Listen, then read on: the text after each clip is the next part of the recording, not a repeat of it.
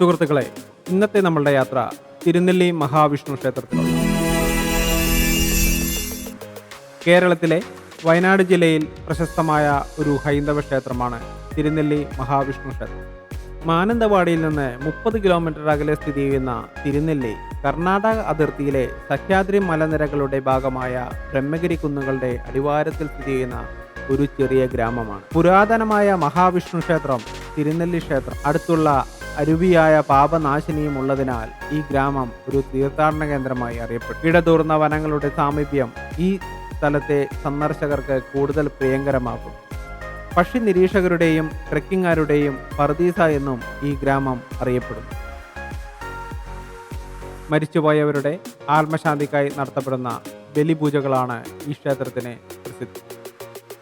കർണാടക അതിർത്തിയിൽ ബ്രഹ്മഗിരി മലനിരകളിലെ കമ്പമല, കരിമല, വരടിക മലകൾ എന്നിവയാൽ ചുറ്റപ്പെട്ട തിരുനെല്ലി ക്ഷേത്രം സഖ്യമല ക്ഷേത്രം, ബ്രഹ്മഗിരി ക്ഷേത്രം എന്നും അറിയപ്പെടുന്നു.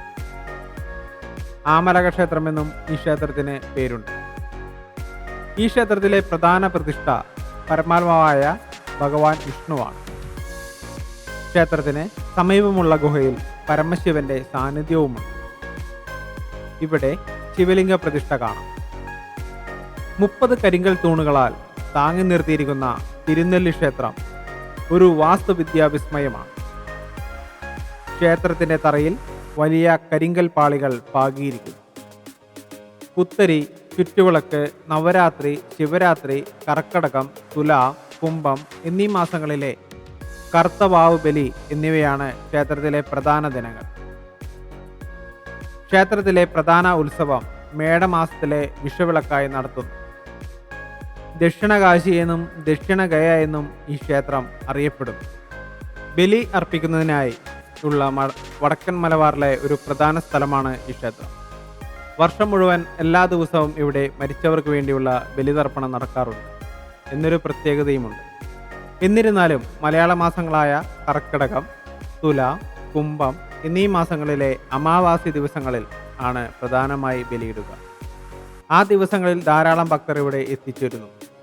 ഈ ക്ഷേത്രത്തിൽ ബലിയിട്ടാൽ മരിച്ചവരുടെ ആത്മാവ് സ്വർഗപ്രാപ്തി നേടുമെന്നും അല്ലെങ്കിൽ ഭഗവാനിൽ ലയിച്ചു മോക്ഷം പ്രാപിക്കുമെന്നും വൈകുണ്ഠപ്രാപ്തി നേടുമെന്നും വിശ്വാസമുണ്ട്. അതിനാൽ അനേകരാണ് ഇവിടെ പിതൃബലി, തിലഹവനം, പിതൃപൂജ എന്നിവ നടത്താൻ എത്തിച്ചേരുന്നത്. സമീപത്തുള്ള തൃശ്ശൂരി ക്ഷേത്രത്തിലെ മഹാദേവന് വിളക്ക് വെച്ച് പാപനാശിനി എന്ന അരുവിയിൽ കുളിച്ചു പിതൃകൾക്ക് ബലിതർപ്പണത്തിന് ശേഷം തിരുനെല്ലിയിലെ മഹാവിഷ്ണുവിനെ വണങ്ങുന്നതാണ് പഴയ രീതി. ഇന്ന് ചുരുക്കം ചിലർ മാത്രമാണ് ഈ ശൈലി പിന്തുടരുന്നത്. ക്ഷേത്രത്തിൽ നിന്ന് അല്പം അകലെയാണ് പാപനാശിനി എന്ന അരുവി. പാപനാശിനിയിലെ പുണ്യജലത്തിൽ ഒന്ന് മുങ്ങിയാൽ എല്ലാ പാപങ്ങളിൽ നിന്നും മോചിതരാകുമെന്നാണ് വിശ്വാസം. ഈ അരുവിക്ക് എല്ലാ പാപങ്ങളും നശിപ്പിക്കാനുള്ള ദിവ്യശക്തി ഉണ്ടെന്ന് വിശ്വസിക്കപ്പെടുന്നു. അമ്പലത്തിന് സമീപമായി നമുക്കൊരു കരിങ്കൽ പാത്തി കാണാം. ഈ കരിങ്കൽ പാത്തിയിലൂടെയാണ് ഈ അമ്പലത്തിലേക്ക് ആവശ്യമായ ജലം എത്തിക്കുന്നത്. ചിറക്കൽ രാജാവിൻ്റെ പത്നി വാരിക്കര നായനാർ കുടുംബത്തിലെ അംഗമായ വാരിക്കര തമ്പുരാട്ടി ക്ഷേത്ര ദർശനത്തിനെത്തുകയും ഭഗവത് ദർശനത്തിന് ശേഷം ദാഹജലത്തിനായി അല്പം വെള്ളം ചോദിച്ചപ്പോൾ പാപനാശിനിയിൽ നിന്ന് വെള്ളം എത്തിക്കുന്നതിനുള്ള വിഷമം ശാന്തിക്കാരൻ വിശദമായി തമ്പുരാട്ടിയോട് പറഞ്ഞു. ക്ഷേത്രത്തിലേക്ക് ശുദ്ധജലം എത്തിച്ചതിന് ശേഷം മാത്രമേ ഇനി ജലപാനം ചെയ്യുകയുള്ളൂ എന്നും ഭഗവാന്റെ മുന്നിൽ പ്രതിജ്ഞ ചെയ്യുകയും ചെയ്തു. പരിചാരകരെ വരുത്തി ക്ഷേത്രത്തിലേക്ക് വെള്ളം എത്തിക്കുന്നതിനുള്ള നടപടിക്ക് കൽപ്പന നൽകുകയും ചെയ്തു. അങ്ങനെയാണ് ഈ കരിങ്കൽ പാത്തി ഇവിടെ വന്നത്. ഇടതൂർന്ന വനങ്ങൾ, ആനസങ്കേതങ്ങൾ, മുളങ്കാടുകൾ എന്നിവയിലൂടെ കടന്നു പോകുന്ന മാനന്തവാടിയിൽ നിന്ന് തിരുനെല്ലിയിലേക്കുള്ള യാത്ര ഒരു അനുഭവം തന്നെയാണ്. ബ്രഹ്മഗിരി മലനിരകളുടെ പ്രശാന്തമായ അന്തരീക്ഷത്തിൽ സ്ഥിതി ചെയ്യുന്ന തിരുനെല്ലി പ്രകൃതി മനോഹരമായ ഒരു സ്ഥലമാണ്. വയനാട് വന്യജീവി സംരക്ഷണ കേന്ദ്രത്തിന് നടുക്കാണ് തിരുനെല്ലി ക്ഷേത്രം സ്ഥിതി ചെയ്യുന്നത്. ഇതിന് വടക്ക് കിഴക്കായി കർണാടകയിലെ നാഗർഹോളെ, ബന്ദിപ്പൂർ എന്നീ വന്യജീവി സംരക്ഷണ കേന്ദ്രങ്ങളും തെക്ക് കിഴക്കായി തമിഴ്നാട്ടിലെ മുതുമലയും സ്ഥിതി ചെയ്യുന്നു. വളരെ ജൈവ വൈവിധ്യമുള്ള ഈ വന്യജീവി സംരക്ഷണ കേന്ദ്രം നീലഗിരി ബയോ റിസർവിൻ്റെ ഒരു പ്രധാന ഭാഗമാണ്. നാനാവിധത്തിലുള്ള സസ്യജീവജാലങ്ങളെ ഇവിടെ കാണാം. സാഹസിക മലകയറ്റക്കാർക്ക് പ്രിയങ്കരമായ പക്ഷിപ്പാതാളം ഇവിടെ നിന്നും ഏകദേശം 7 കിലോമീറ്റർ അകലെയാണ്.